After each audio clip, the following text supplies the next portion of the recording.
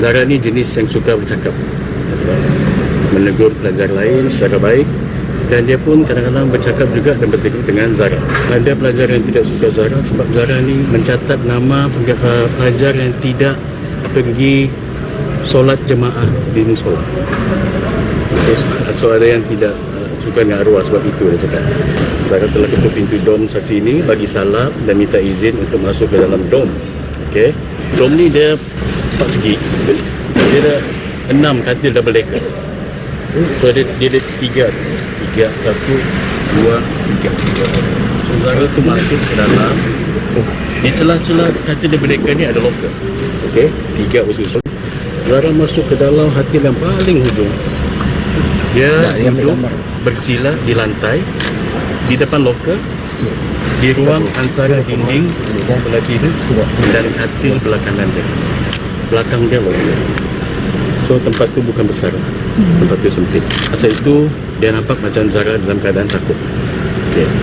Kemudian dia cakap 4 orang pelajar telah masuk ke dalam dom ini dan seorang pelajar telah memarahi Zara kuat-kuat sambil berteriak kepada Zara dan menggunakan kata kesat sial. Saksi ini mengatakan ahli-ahli dom yang berada di dalam dom pada masa itu tidak berani untuk menenangkan Zara semasa Zara menangis. Okey. So, semasa Zara berada dalam dom ini, saksi ini juga mengatakan ada rakan sebilik Zara di dom Zara pada masa yang sama telah memeriksa loker almari Zara.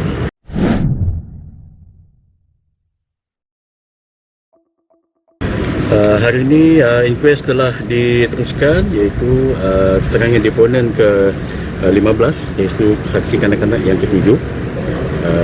Beliau telah bermula dan sudah habis bagi keterangan. Lepas itu deponen yang ke-16, iaitu saksi kanak-kanak yang ke-8.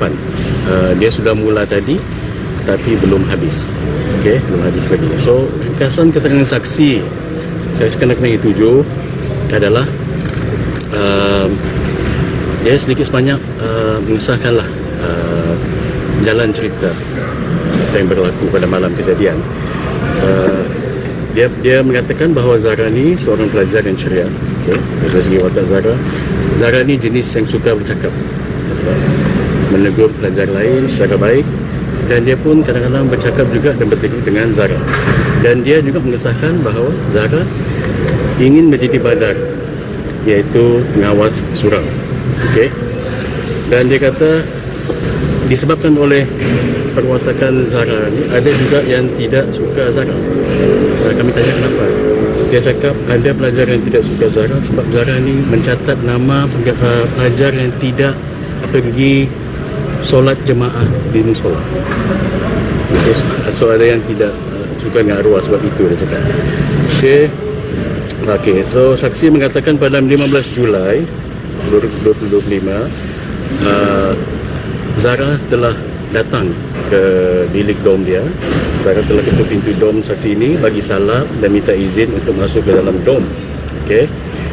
Dan bila masuk ke dalam dom tu, Zara telah pergi ke hujung dom di satu corner sudut tu. I just want to give some visualization lah macam mana rupa dom ni. Dia 4 segi. Dia ada 6 katil double decker. So dia ada 3, 1, 2, 3. So Zara tu masuk ke dalam. Di celah-celah katil double decker ni ada locker. Okey, 3 bersusun. Zara masuk ke dalam katil yang paling hujung. Dia duduk bersila di lantai, di depan locker, di ruang antara dinding belah kiri dan katil belah kanan dia. Belakang dia locker. So tempat tu bukan besar, tempat tu sempit. Okey. Sekejap praktikal. Okay. So lepas tu Zara masuk ke dalam dan saksi ini mengatakan bahawa Zara telah berjumpa dengan seorang pelajar di dom tersebut mengenai kes kecurian seorang pelajar di dom tersebut. Okey. Dia hanya dengar sikit-sikit saja. Dia cakap dia tidak dengar sikit-sikit. Tapi dia mengatakan masa itu dia nampak macam Zara dalam keadaan takut.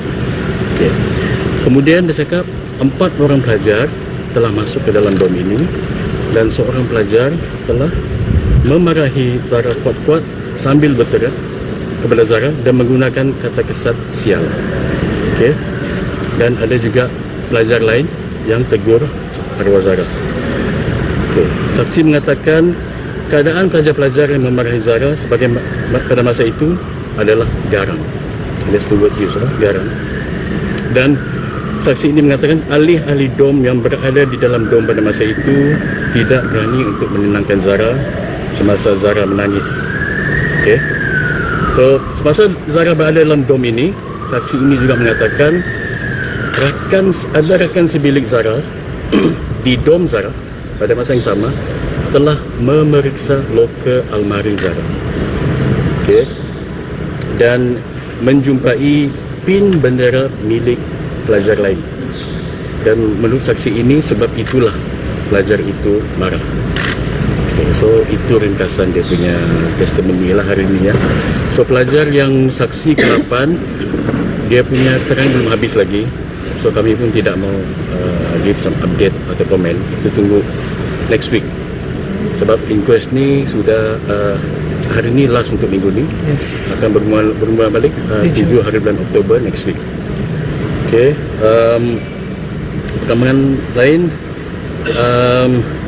kami sebagai ahli pasukan guaman mewakili anak guam juga, iaitu Puan Nuraida binti Lamat, ingin mengucapkan juga, ini ambil kesempatan tahniah kepada Tuan Hamid Ismail di atas pelantikan beliau sebagai Pesuruhjaya Kehakiman. Hari ini beliau telah mengangkat sumpah, alhamdulillah. Kami ingin merakamkan penghargaan atas usaha, masa dan bimbingan beliau sejak awal perjalanan kes ini. Termasuklah memastikan postmortem dilakukan, siasatan terus dijalankan secara menyeluruh sehingga membawa kepada prosiding inquest ini. Puan Nuraidah dan kami sepasukan amat menghargai usaha dan mendoakan yang terbaik untuk beliau dalam melaksanakan dan menggalas tanggungjawab baru. So, Mahkamah Inquest akan bersidang semula pada 7 Oktober 2025 next Tuesday. Any questions, guys? So the next deponent is? The next deponent, kami difahamkan ada satu DNA expert pada 7 hari bulan Oktober. Dia ni very tight schedule kami difahamkan. So dia akan datang pada 7 hari bulan Oktober. Dan selepas itu barulah sambung balik saksi kanak-kanak yang ke-8. So meaning kami masuk satu hari itu? Kalau ikut technically I think boleh masuk untuk yang satu. Yeah, tapi ini bergantung dengan mahkamah lah, hakim koroner of course kan. Tapi kalau bukan saksi kanak-kanak I think boleh, rasanya boleh. But of course you have to ask the court lah, bukan saya. Yeah, right. boleh. Any other questions? DNA is one of the 68 witness. Ya, memang. Ya, salah satu saksi. What your independent experts will be calling any evidence? Okay, pada masa ini kami memang ada engage a few experts, tapi I think it's a bit too early, terlalu awal untuk kami memberitahu untuk mengesahkan berapa expert, siapa expert yang akan dipanggil. Sebab kami, first of all, we have to wait for all the witnesses yang connecting officer bawa dulu. Barulah kami akan memohon pada hakim untuk membawa saksi kami. So it's a bit early lah. Tapi memang betul kami ada engage a few expert witnesses. Handwriting expert hari tu ada nampak report kan. Handwriting experts pun ada, and ada a few other experts lain. Do you expect them to be able to testify in between or after all the witnesses? After. Definitely after, bukan in between. But the sequence will be okay? Yeah, should be okay. I mean, dia akan bagi keterangan, so should be okay.